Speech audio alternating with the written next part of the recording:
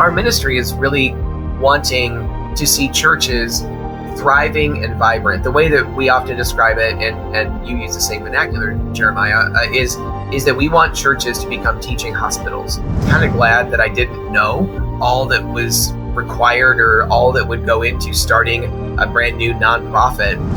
There's an impression that it's either this is an ex-gay ministry, quote unquote, which absolutely is not, or even if it's not so much that, but we primarily deal with LGBT issues and that's it. This spiritual father role that he's really placed on me, and also that I delight that I get to actually live that out. I mean, that at one time, I could never even imagine that. I mean, who would ever come to me for advice on anything? Pastor's aware that there's a problem, wants to help, doesn't even have the first idea where to begin, and then you're able to go in there and kind of at least start that conversation. So what does that look like? The church that I'm in right now, where I have over 80 high school students leaning in and nodding and engaged in what I'm saying, and taking it all in and appreciating, and many of them coming up to me afterward. The church in the United States, this is the issue: sexual sin.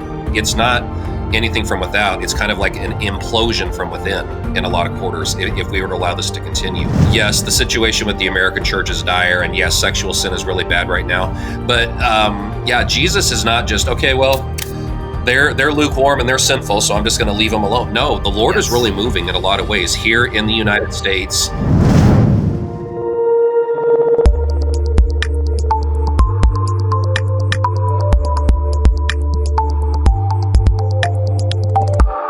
Well, hey, friends, we are so glad that you're with us for another episode of the Love and Truth Network podcast. And if you're tuning in through Love and Truth Network, welcome. If you're tuning in through a connection to Transforming Congregations, we're so glad that you're here as well.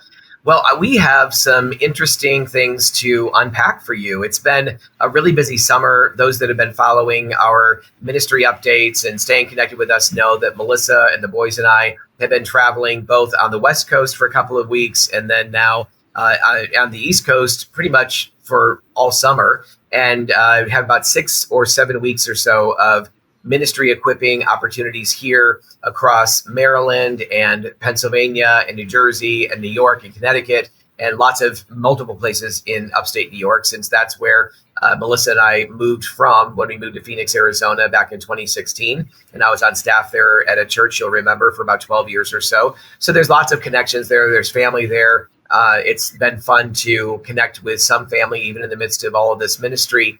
And right now, actually, I'm in Pennsylvania. I'm wrapping up my time here on this ministry tour, and I'm at a large church in Pennsylvania around Lancaster area, and will have been here for 5 days. And the church has just really put me to work, which I love. I always say, hey, fill up my schedule when I'm someplace. I don't want to just kind of be sitting around.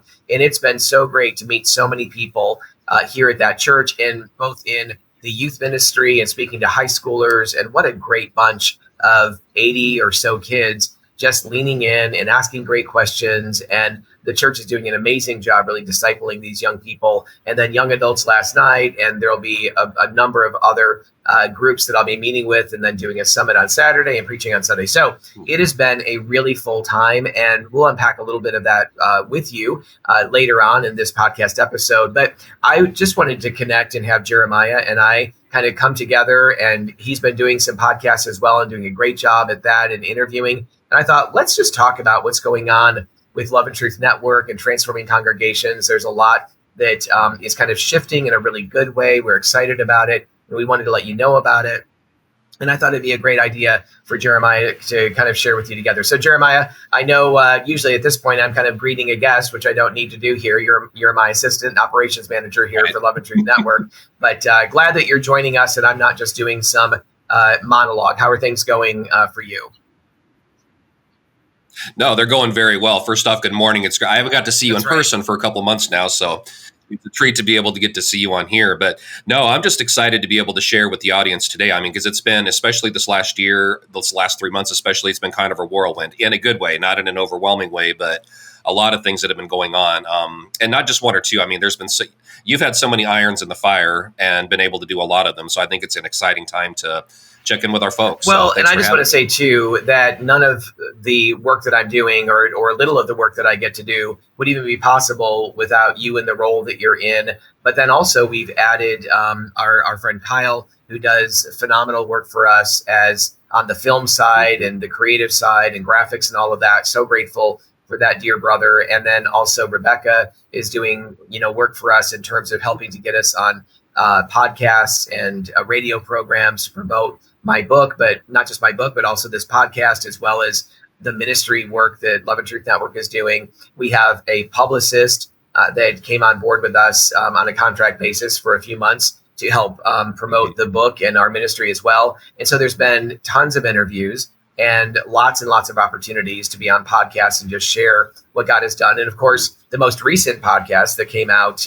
this summer are 4 of them in a row. They're a little bit shorter than our usual ones, but that was done through Game Changers. And so people that are following our podcast will know that sometimes we repurpose the podcasts or the episodes that we do for others. They allow us to repurpose those and use those when we need to for our own podcast. So that's been just a lot of fun, a lot of collaboration with the body of Christ, really across the country. And of course, when Melissa and the boys and I do come back to the Northeast, usually the boys and I drive across country and we just get to see and connect with churches along the way. We get to connect with families and individuals along the way. It's just been such an amazing thing to do that. And very rarely now do I stay in hotels. We're almost always staying with people that we've grown to love and care about our ministry. Wow. And it's just been a great opportunity to let people know, again, what we're doing, but have these touch points all around the country, and those just continue to grow, and we're just incredibly grateful for that. And Garry, if you don't mind, because I don't think we've ever actually talked about this, but just so everybody understands just how, tremendous this has really been, what God has done here. Take us back a little bit when you very first formed the ministry. So you've been a pastor for 12 years, and then from what I've understood, you were not taking over a pre-existing organization. You were starting this from scratch, no funding, no mailing lists, no website. Just none of the infrastructure. So this was not just a hobby or something like that. This really took some time and was a real labor of love. So how did Love and Truth Network go? Kind of take us along that journey briefly from starting out brand new to all of the things that you're talking to us about right now. I just think that's a great question, Jeremiah. So let me just back up and touch on what you had said in terms of my role for 12 years at the church that I was at. Just to clarify, I was on senior staff for 12 years, and I was a pastor in a pastoral role for all of that 12 years, meaning that my original role at the church was a business role, but I also was overseeing all the volunteers and caring for them pastorally. And then my title changed a bit later to the director of the counseling ministry,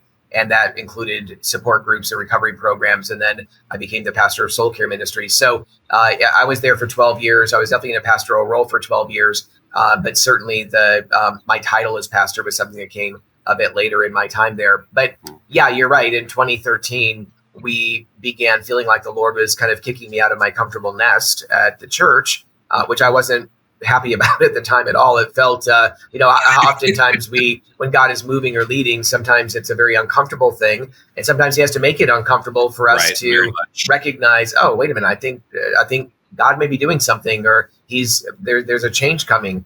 And so that definitely was part of our experience. And starting Love and Truth Network, I think I wrote in a recent ministry update that I was kind of glad that I didn't know all that was required or all that would go into starting a brand new nonprofit. And so I just kind of learned along the way. I remember buying, going to, I think it was Barnes and Nobles or something, and buying the book Dummies, 501c3 for Dummies, or whatever it was, some nonprofits for dummies. Mm-hmm. And I thought, well, that's perfect. That's exactly what I need. And just going through and beginning to piece together, what does this look like? How do I do this? And yeah, the Lord has been so gracious, unbelievably so, in the connections that he's made. And we had an attorney that actually came through multiple kind of connections in New York, and they were an allied attorney with Alliance Defending Freedom, and they did everything pro bono to get us set up initially when we were established in New York. And of course, when we moved to Arizona from New York in 2016, we reestablished the ministry in Arizona and canceled the ministry there in New York. But we've stayed consistent as Love and Truth Network throughout. But it's been a long journey. Also, the kind of the faith journey of, okay, where am I? How am I going to provide for my family, basically? And God has been so faithful in consistently providing partners to walk with us. And of course, it started off very slowly in the beginning, and as it always does. And then just over the course of time, we've had more and more people that are giving $25 a month or $50 a month or $100 a month. And then we've had some larger givers or one-time givers annually or whatever. And over the course of time, God has really blessed our ministry. And we've been able to, again, bring someone like you on board and some of these other folks that are doing some very part-time stuff or some occasional contract things, and has just really helped us as a ministry grow. And our heart, Melissa's and mine and yours, I know, our heart is really to see the Lord, I feel like, let me say that a different way. We feel like the Lord is prompting us and pressing on us in a good way, invitational in a sense of expanding the ministry work that we're doing.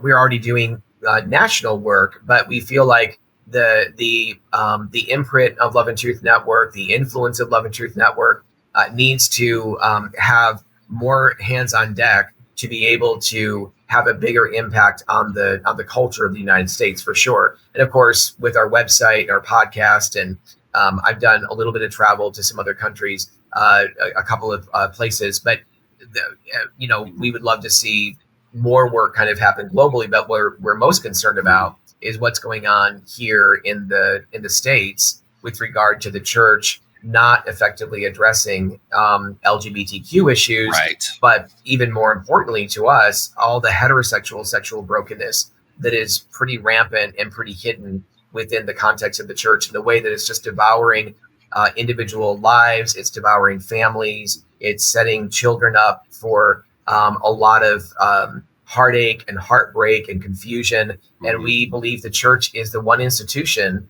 the one organism on the planet that actually has the answers. And we need to be speaking up and sharing on the basis of compassion and love, but on the basis of truth of the scriptures. So anyway, that's kind of a rundown a little bit of kind of where we started and in a sense, kind of how we've grown over time. But certainly people are becoming more and more aware of the ministry of Love and Truth Network and reaching out to us and asking for us to come and walk with them and help them, even online training with staff, and as well as in-person ministry events and those kind of things. So it's been really exciting and such a blessing to see lives changed and transformed and people taken out of a pit of addiction of one kind or another, and having them really their feet set firmly on the rock of Christ and firmly within the community of the church, to be able to live out their calling in an effective way, in a joy-filled way.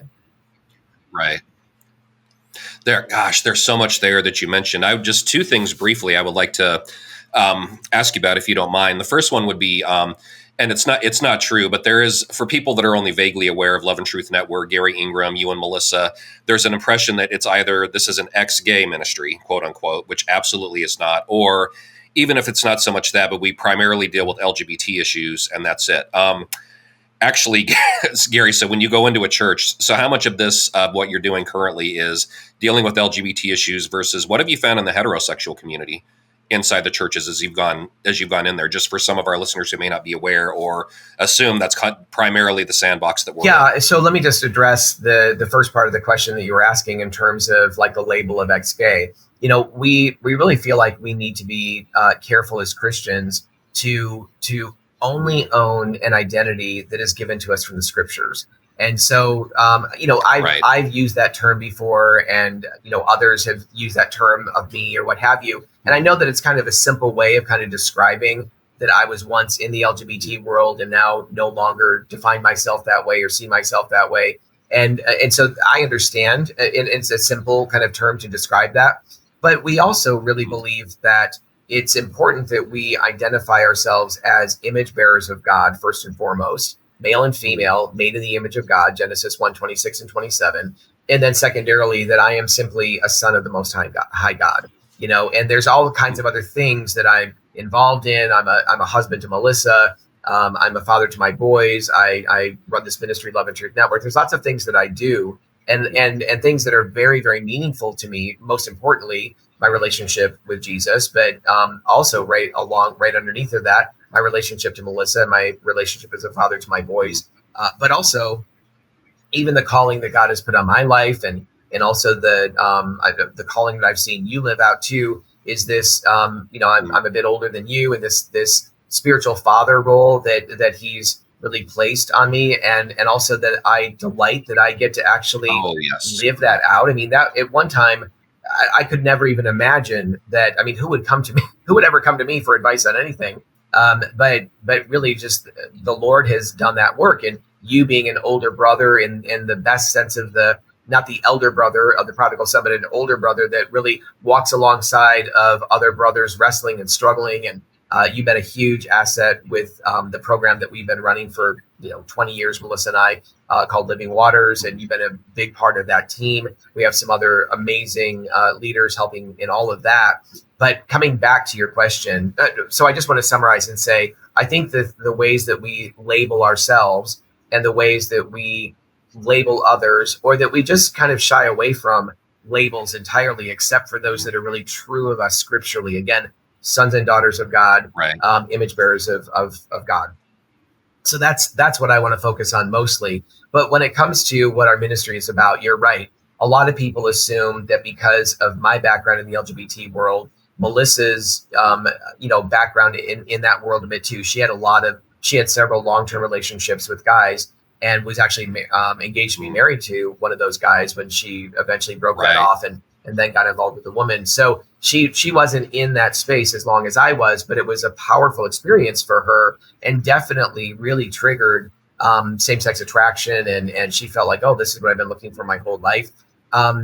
So because of our background, a lot of people, if they hear anything about it or they check out our website, they assume that all we're coming to do is talk about LGBT issues. And they're quite surprised when we get there. But the first thing we begin to talk about and unpack is the reality of all of the heterosexual sexual brokenness in the church, every church, unless that church, the reality of sexual brokenness is true in any church. But where it's really devastating is that most churches, the vast majority of churches, I would say, anecdotally speaking, have no idea of the underbelly of the cancer that is running through their church in this area of sexual brokenness, with amongst youth, amongst men, certainly also even amongst women, in terms of pornography, adultery, and sex before marriage, fornication.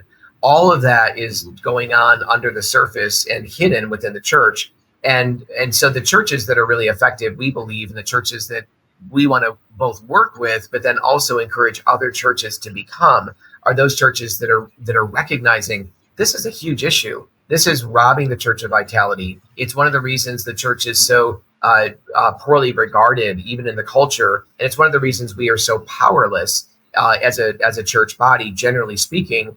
You can attribute that to maybe a number of things, but sexual immorality is absolutely one of the biggest reasons for that. So, yeah. And so we're addressing that before we ever get to LGBT issues. And then the other piece that's so critical that we are talking about throughout our entire ministry weekend, every single event, is we're talking about heterosexual sexual brokenness, as I said, but we're also talking about the fact that we're broken in relationship and we're made whole in relationship, that we are that so much of sexual acting out for Christians who know that this is not biblical, that know that their lifestyle or what they keep engaging in or indulging in or pornography use or whatever, that this does not align with the scriptures. They know this, they hate what they're doing, but they keep going back to it again. And we believe that one of the biggest reasons for that is, yes, sexual sin has an appeal. It has a pull on our lives for sure.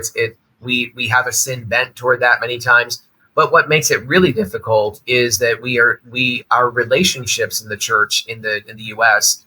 And some other parts of the world. I think there's other places that are doing far better, but the relationships are so tepid. the relationships are so minuscule, and Right. we're not really functioning as family together. We're not really functioning as ones who have this overflow of relationship, this overflow of being loved, being fully known, fully loved, really encouraging, as Hebrews chapter 3, encouraging one another day after day, as long as it's still called today. Very few Christians experience the dynamic of that in any meaningful kind of way. And so in our emotional, relational deprivations that often have set into us from childhood and just compiled one upon the other, sexual immorality becomes a very powerful counterfeit for escape, for self-soothing, and for comfort. And so those are the things that we're talking about when we are ministering in churches. And yes, but those same things, those underlying issues, feed into heterosexual brokenness, just like they feed into LGBTQ sin and identity confusion as well. So we're trying to address the entire gamut, and that seems to really be resonating with the churches that we're talking to.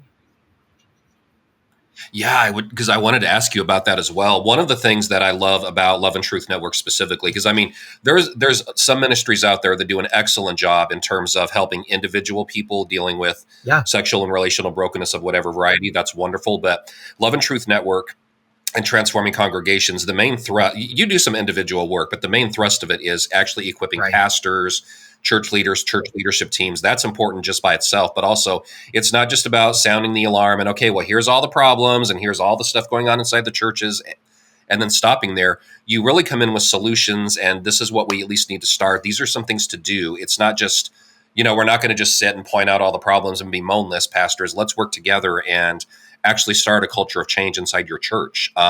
So I would love to hear, if you don't mind. Obviously, you don't have to mention specific names or places where it was, but as you've been doing this over the past 12 or 13 years, what are some of, I hate to use the word miracles, but I'm going to use it anyway. What are some of the miracles that you've seen God work specifically in a church where, the pastor's aware that there's a problem, wants to help, doesn't even have the first idea where to begin, and then you're able to go in there and kind of at least start that conversation. So what does that look like possibly over the past decade or so as you've had opportunities? Yeah, it's such a range of environments that I've been able to step into. And sometimes when Melissa's free to be able to travel with me, that we've both been able to kind of step into. I mean, there's churches that I've gone to that are actually, they've been doing a great job for quite some time. And there's a real openness. There's a normalizing, and I want to make sure I explain what I mean by this. There's a normalizing of the human struggle, particularly around sexuality or toward brokenness of a variety of sorts.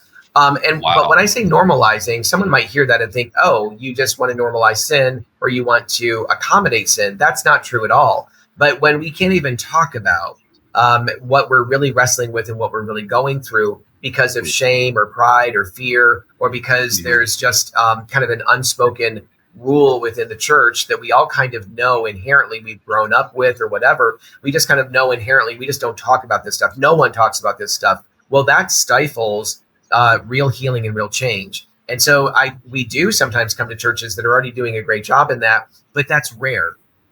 Far more often, churches want to do well. They're looking for great programs, and that's important. But they many times what the church isn't realizing is we're looking for great programs, but actually our environment is so broken because no one trusts anyone.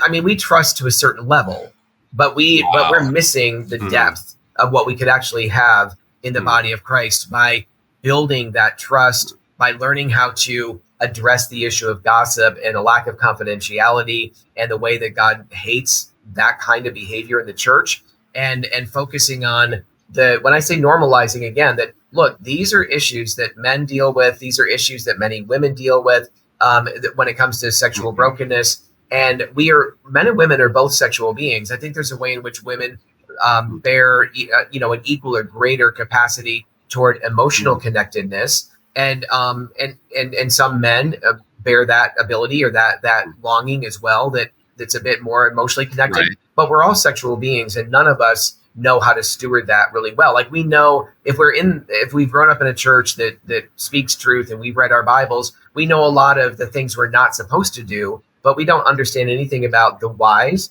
We don't understand much about the hows. And we also don't understand that it's not just the avoidance of sin, as I think purity culture years ago kind of emphasized Someone just said to me just recently, and I hear this all the time. Every time I travel, I hear something along these lines that those that they were referring to themselves growing up in kind of the purity culture, I guess dating goodbye kind of season of the church, that when they finally did get married, they felt almost dirty having sex on their honeymoon and moving forward because it had been so ingrained in them.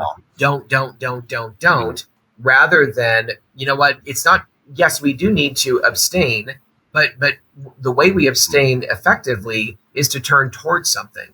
And it's to really take in the good of all that God has for us and pursue the purposes he has for us in a way that is fulfilling, and that we have those relationships where we belong and we, again, have that deep sense of being loved.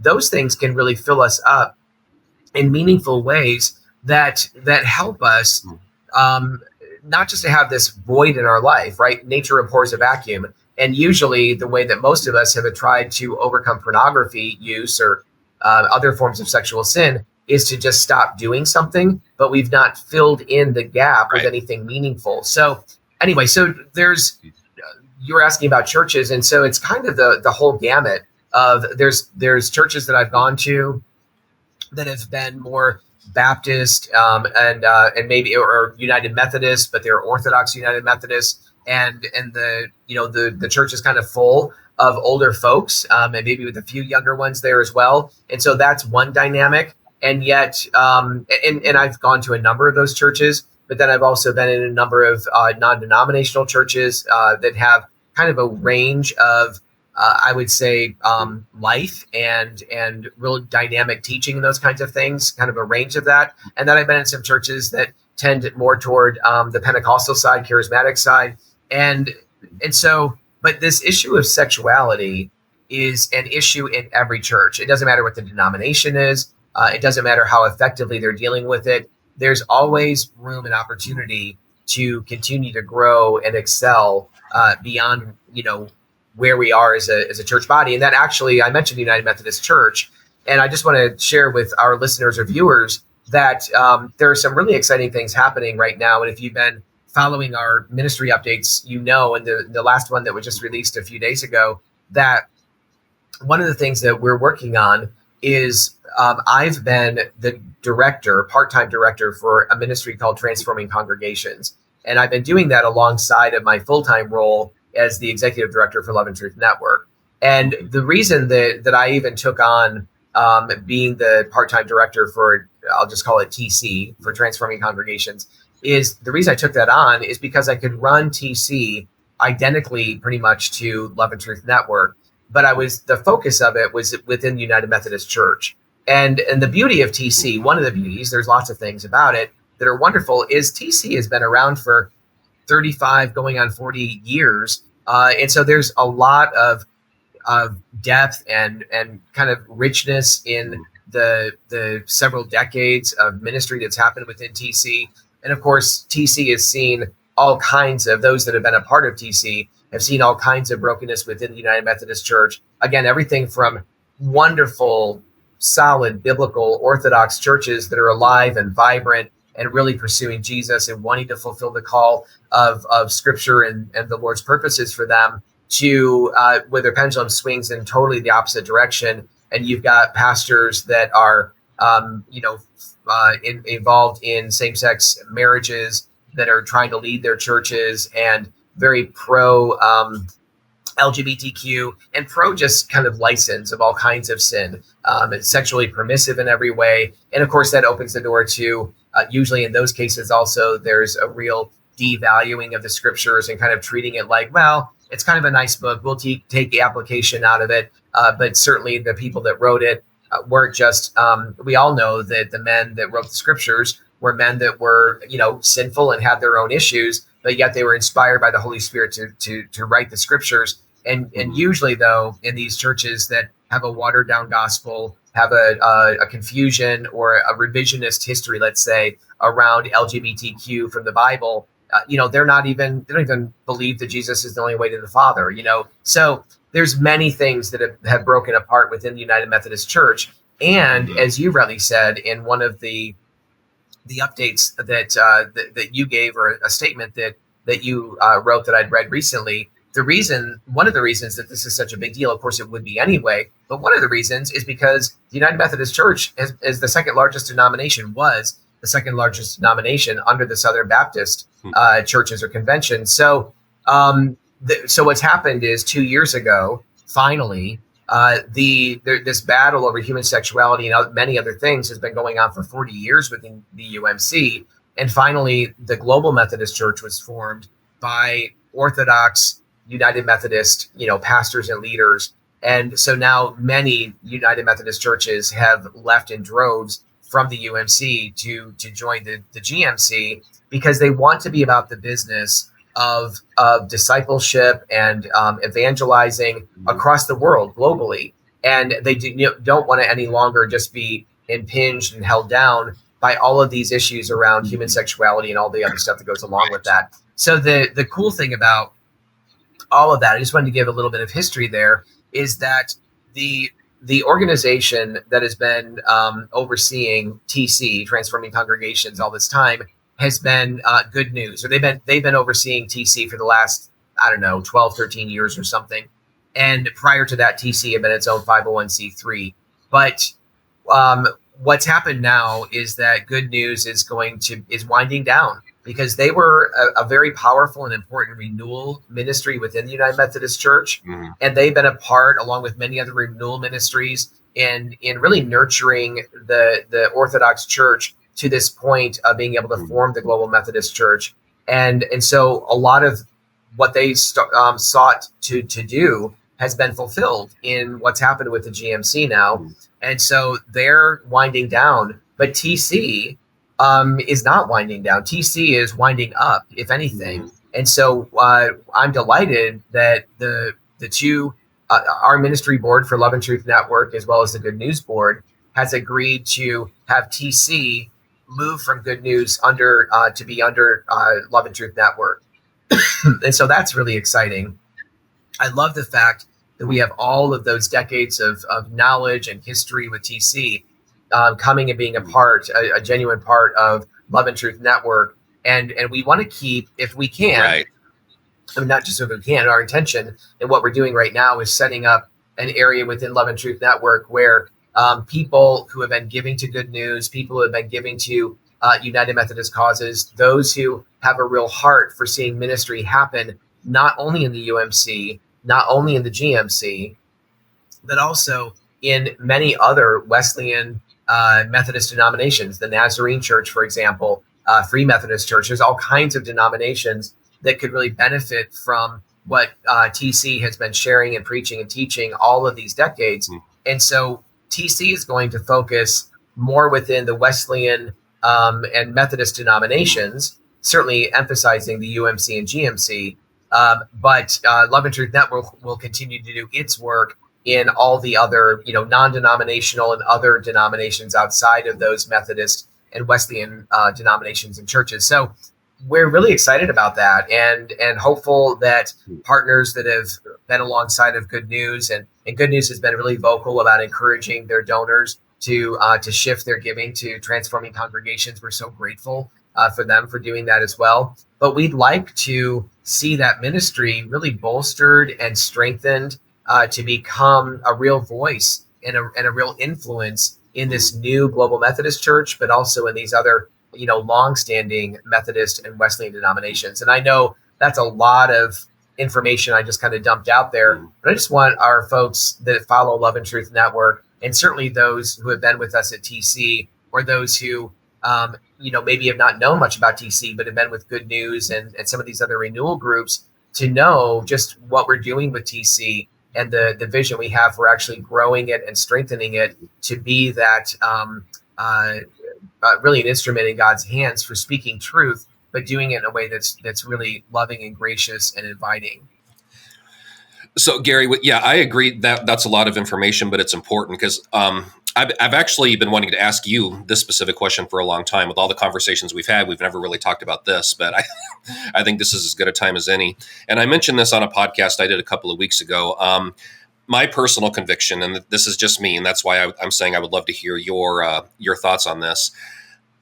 Now, not with, so Jesus is doing amazing things in places like China, the churches, the Christian churches there, the Muslim world. I'm hearing so much about that, India, places like that. But specifically for the church in America, the United States, we've got some issues. There's lukewarm for the most part. There's a lot of materialism. There's a lot of stuff. And then we have, some of the stuff like the ACLU, for example, or hostile state governments. Okay, those things are real. Those things are happening. What I believe, though, is the church in the United States, this is the issue, sexual sin. It's not anything from outside. We could withstand that. We could survive that and overcome that. The issue right now is sexual sin within the churches. It's not anything from without. It's kind of like an implosion from within in a lot of quarters if we were to allow this to continue. And speaking of the Methodist Church, that's kind of, I guess, a test tube study, for want of a better term, of when this is kind of allowed to happen. So the work that Love and Truth Network does, the Transforming Congregations does, and I'm not just saying this because I work here. I mean, this is the thing that pastors and church leadership teams, and also, quite frankly, individuals that attend churches need to be willing to face and attack head on, because I personally believe that, God forbid, if the church in the United States were to fall, it's not going to come from outside forces. It's going to be because of this specific issue. And to clarify, I'm not just saying LGBT issues. Obviously, that's a big part of that, but the deeper, I guess, rot of sexual sin. That's what I've thought for a long time, but you have a much bigger perch than I do with the work that you've done all across the United States. So what do you think of that? I mean, am I completely off base here, or No. what do you think in terms of sexual sin being the issue, at least for I America? think you're spot on. Right. And I was listening to the podcast that you did with Sarah, and this is where you brought that question up. And of course, and you said, I'm speaking for myself here. I'm not speaking for the ministry or for Garry. But then when you said it, I'm like, yeah, you're speaking for me, because I agree with what you're saying there. It really is true. And as you were asking that question, I was looking down. It wasn't that I wasn't paying attention. I was listening to what you're saying, but I also was thinking about a very important book that's just been written. But before I mention that book, I want to just back up and say, I think that when I listen to you share, one of the authors that immediately comes to mind is Eric Metaxas and his book of A Letter to the American Church.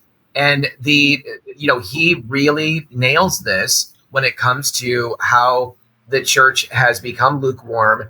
He addresses it, I think, in more, not only in political terms at all, but there's a bit of that slant to it for sure, and appropriately so. But I was listening to a couple of podcasts a couple of weeks ago in one of my drives from one state to another, one church to another.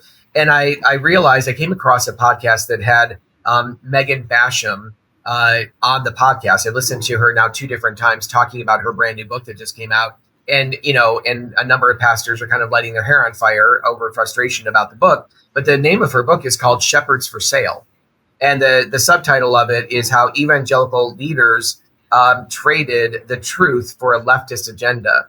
And so, but as I listened to her talk about this book and unpack it, I downloaded it, but I've not listened to the whole thing yet. But as I listened to her talk about this, I'm like, this is exactly this compromise that sometimes it starts with sexual sin, or it starts someplace else, but it always comes back to sexual sin, identity confusion, especially in the culture of the waters that we're living, swimming in.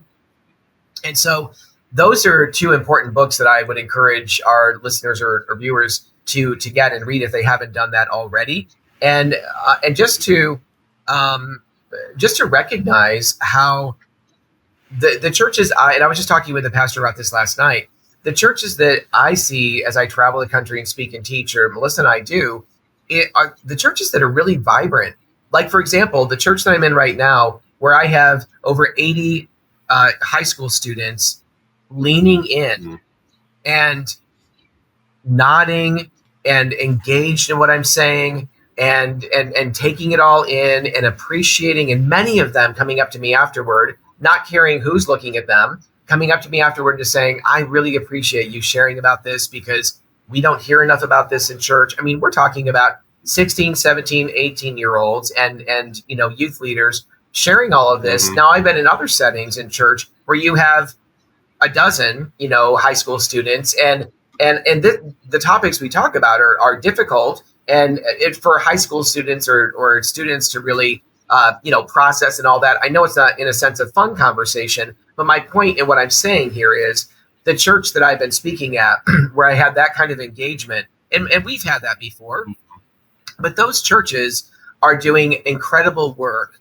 of tilling the ground on a regular basis, weekly, and more often than that, preparing their young people for the real challenges in the real world that they are living in, and calling them to repentance, calling them to really surrender their lives to Jesus at early ages and to live out a truly vibrant faith, not just some, make-believe caricature of what Christianity is, or to just be churchy kind of kids in front of their parents, or, in the church and then living like hell outside of that.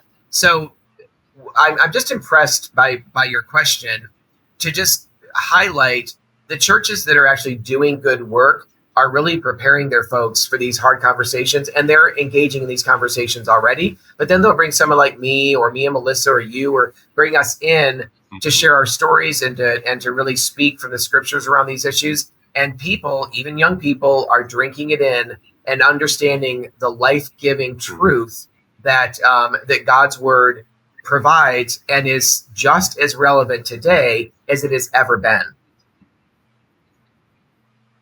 And, Gary, on that note, there's something else that I feel like is very important to kind of address head on here as well. With Love and Truth Network, with Transforming Congregations, we've talked a lot about what we do in terms of training pastors and church leadership teams, which is huge, but also individual pastors. Now, to clarify, we don't do, one-on-one counseling, et cetera, et cetera. That's not what I mean. However, okay, with a pastor, the pastor himself is hooked on this stuff, whether it's pornography, whether it's extramarital affairs, sexual addiction. Okay, because I would love for you to speak into this. A lot of times the perception, at least, may not be the reality, but the perception is they cannot get help. I mean, they can't go to a 12-step group. Somebody might see them there. If anybody were to find out, well, they'll be out of a job and they're going to blow up their whole life. And, but we've seen this happen over and over. Ravi Zacharias is probably one of the most extreme examples here recently. But I can even remember, when I was a kid growing up back in the 80s, my grandparents used to love a gentleman named Jimmy Schwaggart, who was a pastor back then. And, he had this vibrant the scandal. So, I mean, this is not anything new, but specifically for pastors who are struggling, suffering in silence, not having no idea even where to begin to try to get help for their own stuff, let alone address it within their church. But for pastors who they themselves are struggling with this, whether it's porn, whether it's whatever, not even talking about people in their church, but they themselves are wrestling with this. What are some of the ways that Love and Truth Network, Transforming Congregations, is able to help pastors specifically? Yeah, I have a real heart for leaders and pastors who are wrestling with various forms of sexual sin. And, there are definitely behaviors that pastors engage in or have engaged in that could disqualify them from ministry, or at a bare minimum, there is a sabbatical and a resignation needed for them to actually work on their issues and work on not just their own personal issues, but now the issues that that their wife is aware of, or their husband or whatever. And and that family has a lot of things to work on and work out. And that pastor, because of, for example, if the pastor is hooking up with others, if the pastor is having sex with other people, and that's been going on, well, obviously, I would hope it would be obvious, you can't leave that pastor in the pulpit to be preaching and nobody knows about anything that's going on, while you kind of secretly work out a counseling scenario where he's getting help and all that. There are plenty of pastors who would maybe love to do that, but I think that's completely inappropriate. However, if a pastor has been dealing with the cropping up of maybe an old pornography addiction, where he got hooked on something by his uncle's porn or his dad's porn or this or that, and he got into it early, and I'm just giving you a possible scenario. It developed in his life. It became a massive issue, and he's had sobriety, and he's worked through some things or what have you, and now, because of certain pressures or circumstantial situations, he's dipping back into that again. Well, I don't think for a moment that person needs to be pulled out of his job, out of his ministry. But should he be getting help and be vocal about the need for that help with somebody that can really walk alongside of him? Absolutely, because otherwise it's only going to get worse, and I think increase and possibly move into other areas beyond pornography. So there's each of those situations, I think, have to be looked at individually. But also, not only does that pastor need to be shepherded, but that church needs to be shepherded. The elder board needs to be shepherded. Right. His wife is in desperate need of really getting the help and support that she needs. And so often we focus on the one who has the issue in a sense, and the other person in the family that is most critical. We kind of don't even think about the needs that they might have. Well, of course, a wife needs the support that when this has been exposed, but the church needs support too. So our ministry is really wanting to see churches thriving and vibrant. The way that we often describe it, and you use the same vernacular, Jeremiah, is that we want churches to become teaching hospitals. We want to see churches in communities all across the country that right now are pretty tepid in their value in the community.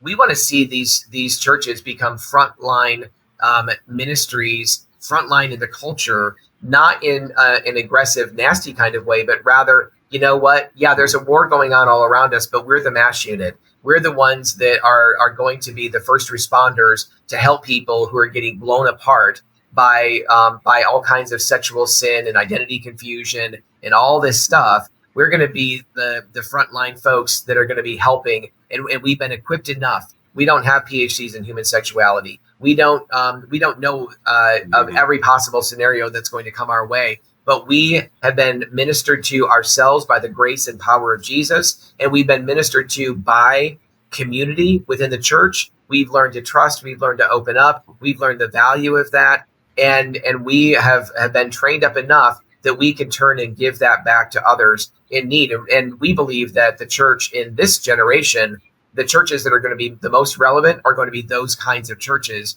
that are prepared and equipped to deal with these issues, but also to deal with these issues, not just in a truth-based way, but to deal with them with confidence and joy, knowing that the scriptures are good news. The gospel is good news to the LGBTQ identified person or struggler, as well as to those outside of that are struggling with sexual sin. The gospel and the scriptures are good news, and there is a power that can come to us through that. But as I say everywhere I go, that verses like James 5:16, verses like 1 John 1:7, verses like Hebrews 3 that I talked about, I think I mentioned it earlier, but these verses that talk about community, we so often want to get alone with God in our prayer closet. And sometimes our prayer closet is our car, right, or whatever. Right. But we want to get alone with God, pour out our sins and repent, and that's good.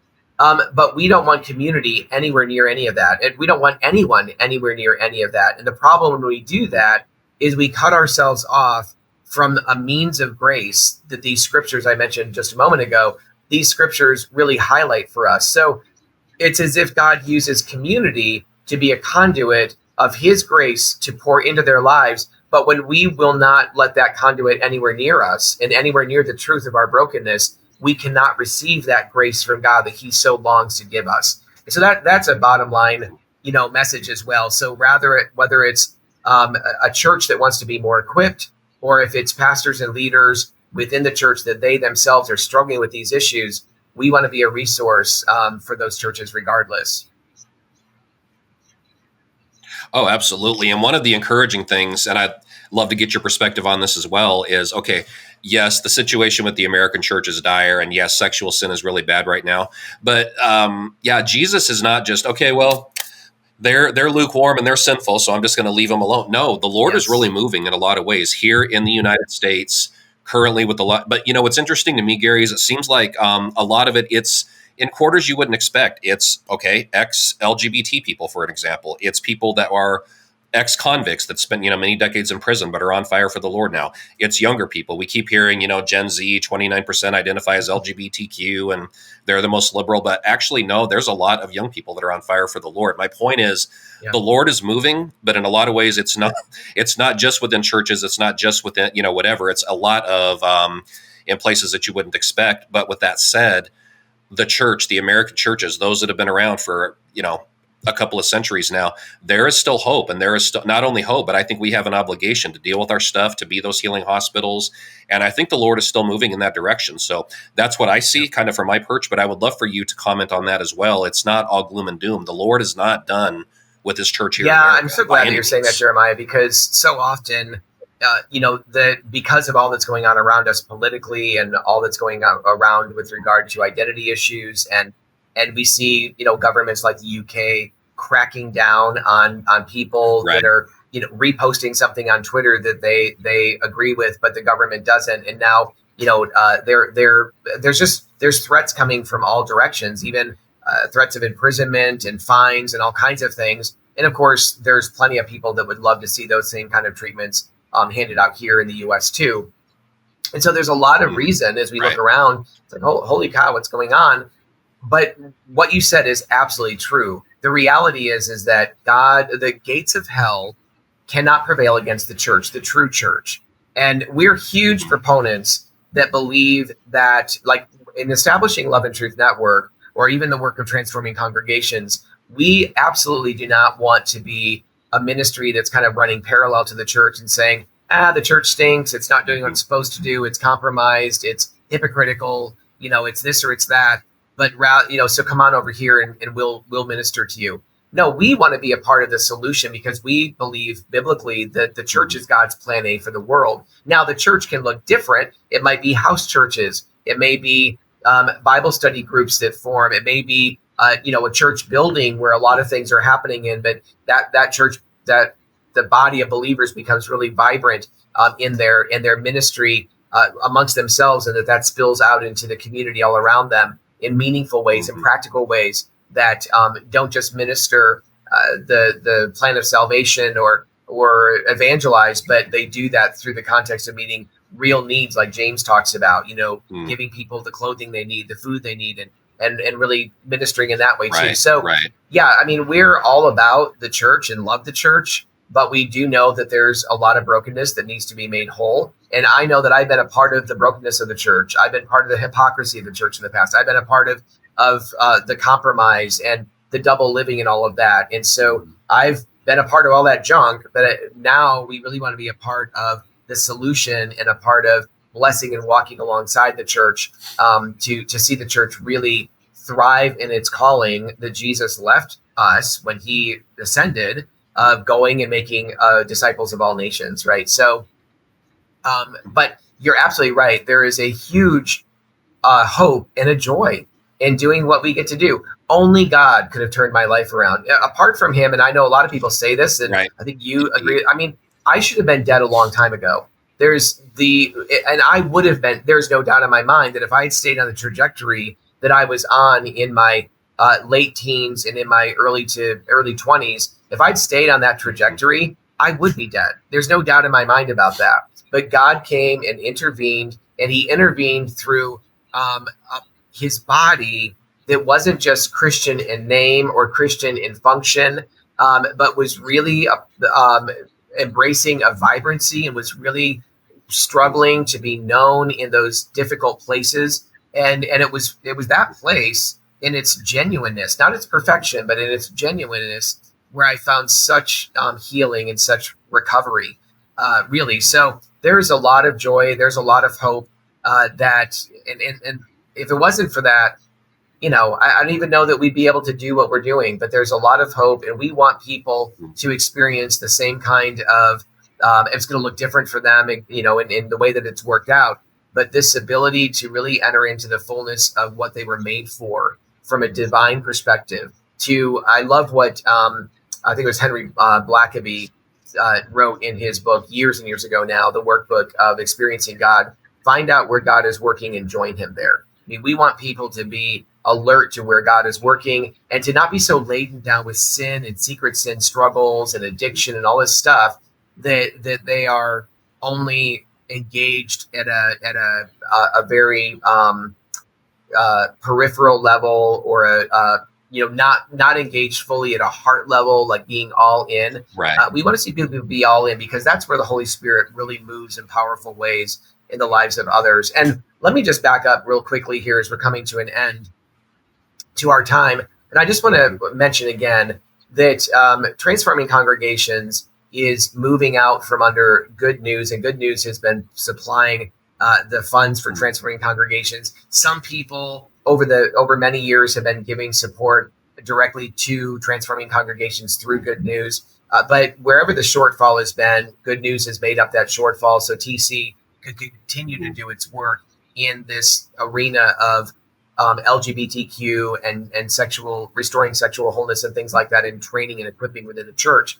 And so we are asking people to really consider partnering with us. If you've been partnering with Good News for TC, we're just asking you to continue to partner and transfer your giving to TC, but to send it to Love and Truth Network. Both Good News had ECFA certification, and Love and Truth Network has that ECFA certification, which is a certification by a group that watches over and where we receive oversight annually on how we're spending our money and what our books like and all of that. So we have this outside group who's certifying how we are spending our money, and that everything looks like it's on the up and up and that kind of thing, how many board members we have, all of those kind of things. And so, we have that credential as well. So people can rest assured that we are actually using their money wisely. And we think it's important enough to have that oversight that people can know that they can have that assurance.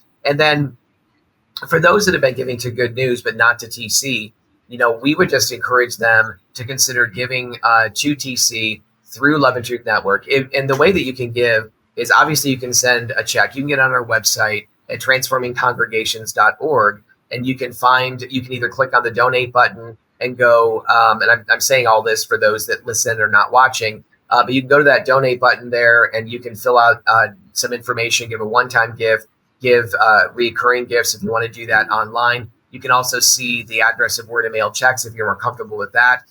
Also for TC, if you'd like to get on our newsletter update, our ministry update, which we send out a ministry update about every 2 months. And there will be some other things kind of scattered around in there, some other updates or information that might come out, or a quick video on something. But really our main updates come out twice a month. And if you want to go to that, to join that newsletter, you'd simply go to transformingcongregations.org/newsletter. Or if you're on the site, you can find your way to fill out that newsletter information. And for Love and Truth Network, for those that might listen to this that aren't supporting Love and Truth Network, it's the same basic thing. Go to loveandtruthnetwork.com. Mm-hmm. So just note that Transforming Congregations is .org. Love and Truth Network is .com. And you can go to .com/donate and give to Love and Truth Network. You can also go to /newsletter, sign up for our newsletter. But there's just a lot of ways of staying connected with us. And we would really encourage also for anyone who's listening to this, watching this, to not only subscribe and like our channel, whether it's YouTube or it's other places, but also pass along to your friends. Let them know about our ministry. Let them know about the various interviews we've done with a wide range of people coming out of the LGBT world, people who are detransitioners, some who are desisters, some we interview pastors, we would interview others dealing with heterosexual sexual brokenness. And it's all on this basis of the amazing transforming power of a God who loves us and loves us too much. He loves us just the way we are, as Max Lucado has written, but he loves us too much to leave us there. Yeah, actually, Gary, so just real quick for our listeners, because there's also some encouraging news. So we've had a summer giving challenge that is going very well. And also from what I have heard, I've heard from a little birdie in my ear that there is an opportunity for Transforming Congregations to be having a presence at the first upcoming global Methodist Church conference coming up. So can you comment a little bit on those two? Yeah, absolutely. Thanks for sharing, for asking that question, Jeremiah. So at the very beginning of July, my boys and I were packing up and heading out on the 2nd of July for our summer ministry trip. And just a day or two before then, the church reached out to us. We had asked them to consider doing a grant with us to provide the seed money toward a matching gift challenge, which we've done over the last couple of years. And several times, generous donors have given us $5,000 or $10,000 to a seed money to try to double, even triple that. And there have been times that we have tripled that original seed money. And so a church did that for us, gave us a grant. Then we kicked off our summer matching gift challenge at the beginning of July. And so that's been running. It'll run right up through, I think the final date is August 19th. And kind of at the end of our when I get back from to Arizona from this trip, And I mean, we're excited because we definitely have right now, we're bumping that additional $10,000 mark that people have given. And just we're excited to see what God might do in terms of even bumping that toward tripling that original $10,000. So we just want to say to those that have given to that, to those who give to us regularly, we are so grateful. And it's really by your generosity that we're able to do what we do. But I also want to just remind you that it's your generosity, and we feel that so greatly. But we really feel like you're on the front lines with us, that you're a partner with us in the work that we're doing. And you might not be able to do exactly what I or Melissa or Jeremiah might do in terms of the kind of sharing that we're talking about or the equipping of churches, but you are supplying the much needed funds that allow us to do that and to expand the work of our ministry. So thank you for that. And for those who have given above and beyond to that matching gift challenge, thank you so much. If you would like to give and you haven't yet given, you can simply go to our Love and Truth Network.com website page, go to donate, and you'll see right there how to donate to our matching gift challenge through August 19th. And again, we just are so grateful for that. And then Jeremiah, you asked about the trip that's coming up for me to be able to exhibit Transforming Congregations at the Global Methodist Conference. We're super excited. It is the inaugural conference for them at this global conference, and it's going to be in Costa Rica. So, that was a little bit challenging for me. I've not been to Costa Rica, but we've got our airfare set up. We have our lodging set up. And real quick, pardon me, I didn't mean to interrupt, but this is from people all over the world, right? This is not just a United States conference. This is going to be that's why it's in Costa Rica, is because it's the Global Methodist Church coming together. And so I am so honored and privileged to be able to set up Transforming Congregations, a booth for people to be able to, from all over the world, to engage with us. From our last ministry update, I've had some pastors reach out from Africa and some other places that have wanted to engage with us as ones, again, that will be remaining and growing within the GMC and the UMC and other Methodist and Wesleyan denominations. And so I'm excited to see what our exposure there can do for strengthening the church here in the U.S., but in other parts of the world. So, well, hey, Jeremiah, it has been fun actually to see you after a couple of months of not seeing you. Thanks for holding down the fort there. Yeah. And for those of you who have joined us for this podcast episode, I hope the information has been encouraging and hope-filled, honestly. There's a lot of exciting things happening with Love and Truth Network and Transforming Congregations. And we were just excited to kind of let you know about that, as well as our summer trip and our summer giving challenge. So we just want to thank you for being here with us. And if you are here through Love and Truth Network or Transforming Congregations, we hope you'll come back and join us again. Also, we would encourage you to subscribe to our podcast and do some thumbs up and liking our podcast. Pass along to your friends and others that you know that our podcast exists. If you like the content that we have, we would encourage you to let the others know about that. So again, thank you for your support. Thank you for your partnership, and bless you. We so appreciate the time you've just invested with us in our Transforming Congregations podcast. To join us for future podcasts, dial into transformingcongregations.org/podcast, and we look forward to seeing you in a future podcast.